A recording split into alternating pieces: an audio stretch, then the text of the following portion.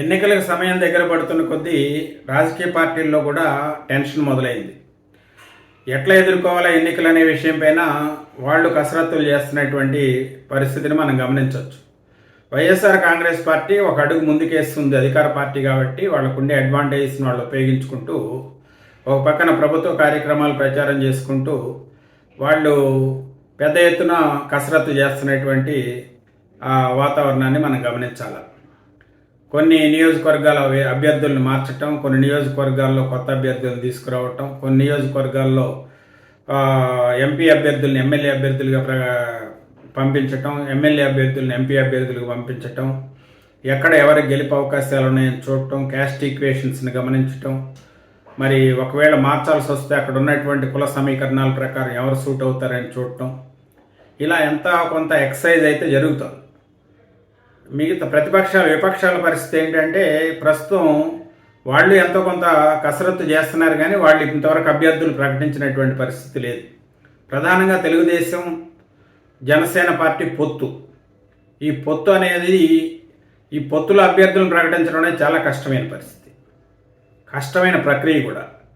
ఎందుకంటే జనసేన పార్టీ కోరుకునే సీట్లెన్ని, తెలుగుదేశం పార్టీ పోటీ చేసే సీట్లెన్ని, ఒకవేళ బీజేపీ కూడా కలిసి వస్తే బీజేపీకి ఇవ్వాల్సినటువంటి సీట్లెన్ని, దాంట్లో పార్లమెంట్ సీట్లెన్ని, అసెంబ్లీ సీట్లెన్ని, మరి తెలుగుదేశం బలంగా ఉన్న చోట్ల లేకపోతే ఎమ్మెల్యేలు ఉన్న చోట్ల ఆ సీట్లు జనసేన పార్టీ అడిగితే ఆ సీట్లన్నీ ఎలా త్యాగం చేయాలి, వాళ్ళ ప్రత్యామ్నాయాలు ఎలా చూపించాలి, ఇలాంటి కసరత్తు చాలా అంతర్గతంగా జరుగుతుంది. పవన్ కళ్యాణ్ గారు కాకినాడ వేదికగా అందరితో పిలవటం, మాట్లాడటం, ఎక్కడ ఎవరెవరు అభ్యర్థులు, బలమైనటువంటి అభ్యర్థులు ఎవరనేది సెలెక్ట్ చేసుకోవటం, మిగతా పార్టీల నుంచి వచ్చేటువంటి నాయకుల్లో బలమైనటువంటి నాయకులు ఎవరో వాళ్ళతో మాట్లాడటం. ఉదాహరణకు తీసుకుంటే బందర్ ఎంపీ ఆయన పార్టీని మారినటువంటి వైఎస్ఆర్సీపీని జనసేన పార్టీలో చేరినటువంటి పరిస్థితి బాలశౌరి గారు. అలాగే కొనతాల రామకృష్ణ గారు విశాఖపట్నం అనకాపల్లి నుంచి ఆయన కంటెస్ట్ చేస్తారనుకుంటా, ఆయన పార్టీలో చేర్చుకోవడానికి ప్రయత్నాలు జరుగుతున్నటువంటి విధానం, ఆయన కూడా పవన్ కళ్యాణ్ గారితో కూర్చొని మాట్లాడటం జరిగింది.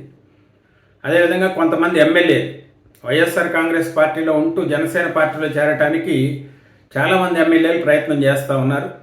వాళ్ళకి మరి ఒకవేళ వాళ్ళలో బలమైనటువంటి వ్యక్తులు వస్తే పవన్ కళ్యాణ్ గారు వాళ్ళని తీసుకుంటే వాళ్ళకి ఎక్కడ సీట్లు ఇవ్వాలి ఏంటి అనే విషయం.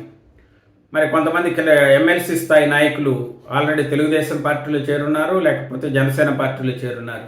వాళ్ళకి ఎక్కడెక్కడ సీట్లు అకామిడేట్ చేయాలి ఏంటి అనే విషయం పైన కూడా పెద్ద ఎత్తున కసరత్తు జరుగుతున్నటువంటి పరిస్థితి మనం గమనించవచ్చు. ఏదేమైనా ఒకటి మాత్రం నిజం, ఎన్నికల్లో గాలివాటంగా గెలిచేటువంటి పరిస్థితికి ఏ రాజకీయ పార్టీ కూడా సిద్ధంగా లేదు. అధికార పార్టీ కానీ విపక్షాలు కానీ వాళ్ళ ప్రయత్నం ఏంటంటే ఓ బలమైన అభ్యర్థుల్ని, ఏదేమైనా కూడా బలమైన అభ్యర్థుల్ని రంగంలో దించాలి, పొట్టాపోటీగా ఢీకొనాలా, ఏ పరిస్థితుల్లో కూడా విజయాన్ని చేజార్చుకోకూడదు అనేది అన్ని రాజకీయ పక్షాల్లో కనబడుతున్నటువంటి పోకడ. ఎక్కడా కూడా సంధి ఇవ్వకూడదు, విపక్షానికి అవకాశం ఇవ్వకూడదు. వైనాట్ 175 అని చెప్పి అధికార పక్షం ధీటైనటువంటి అభ్యర్థులను దించడం కోసం ప్రయత్నం చేస్తూ ఉంటే, విపక్షం అధికార పక్షానికి ఏమాత్రం కూడా తీసుకోని విధంగా బలమైనటువంటి అభ్యర్థులని అన్ని రకాలుగా సామాజికంగా, ఆర్థికంగా అన్ని రకాలుగా ఢీకొనేటువంటి అభ్యర్థుల్ని రంగంలో దించాలని చెప్పి వీళ్ళు కూడా ప్రణాళికలు తయారు చేస్తున్నటువంటి వాతావరణాన్ని మనం గమనించవచ్చు. ఏదేమైనా ఈసారి ఎన్నికలు పొట్టాపొట్టిగా ఉంటాయి, ఏమాత్రం కూడా వెనక్కి తగ్గే పరిస్థితి అయితే ఉండదు. దానికి ఎన్నికల ఖర్చు కూడా విపరీతంగా పెరుగుతుందంటే ఏమాత్రం సందేహం లేదు. ఎందుకంటే బలమైనటువంటి అన్ని రాజకీయ పార్టీలు కూడా ఆర్థికంగా బలమైనటువంటి వ్యక్తుల్ని రంగంలో దించాలనేటువంటి ప్రయత్నం చేస్తున్నటువంటి ఇది మనం గమనించవచ్చు. అంతేకాకుండా ఒక్కొక్క నియోజకవర్గానికి 30 నుంచి 40 కోట్లు ఖర్చు అవుతాయి. అసెంబ్లీ నియోజకవర్గాలకని ఎంపీ అభ్యర్థులకి సుమారుగా 100 కోట్ల పైన ఖర్చు పెట్టేటువంటి అవకాశం ఉందని చెప్పి రాజకీయ వర్గాల్లో వినబడుతున్నటువంటి టాక్. అంటే ఆంధ్రప్రదేశ్ ఎన్నికలు ఖచ్చితంగా ధన ప్రవాహం అనేది బాగా జరుగుద్ది అనేది అందరూ పండితులు అంచనా వేస్తున్నటువంటి పరిస్థితి. ఎందుకంటే అధికారాన్ని కోల్పోతే జగన్మోహన్ రెడ్డి గారికి ఇబ్బందికరమైన పరిస్థితి వస్తుంది. ఇప్పటిదాకా ఆయన కేసులన్నీ పెండింగ్లో ఉన్నాయి, విచారణ కూడా రాకుండా ఇప్పటిదాకా మేనేజ్ చేసుకుంటూ వచ్చారు. ఒక పక్కన కోర్టులో దానిపైన పిటిషన్లు వేయటం, ఆ కేసులు కూడా విచారణకు వచ్చేటువంటి పరిస్థితి రావటం, ఈ పరిస్థితుల నేపథ్యంలో ఆయనకు అధికారం అనేది ఖచ్చితంగా అవసరం. అలాగే తెలుగుదేశం పార్టీకి కూడా అధికారాన్ని కోల్పోతే మళ్ళీ 5 సంవత్సరాలు ప్రతిపక్షంలో ఇప్పుడు 5 సంవత్సరాల ప్రతిపక్షంలోనే నానా తిప్పలు పడి ఉన్నారు వాళ్ళు. అనేక రకాల ఇబ్బందులు పడి ఉన్నారు.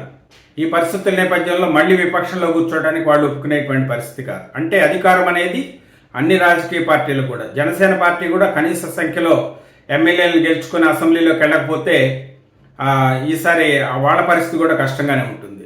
ఈ పరిణామాల నేపథ్యంలో బలంగా ఒకళ్ళకొకళ్ళు ఢీకొంటాం, ఒకళ్ళకొకళ్ళు పొట్టాపోటీగా మరి ఢీకొని ఎన్నికలను గెలవటానికి ప్రయత్నం చేసేటువంటి వ్యూహాలను రచించడంలో అందరూ బిజీగా ఉన్నటువంటి పరిస్థితిని మనం గమనించవచ్చు.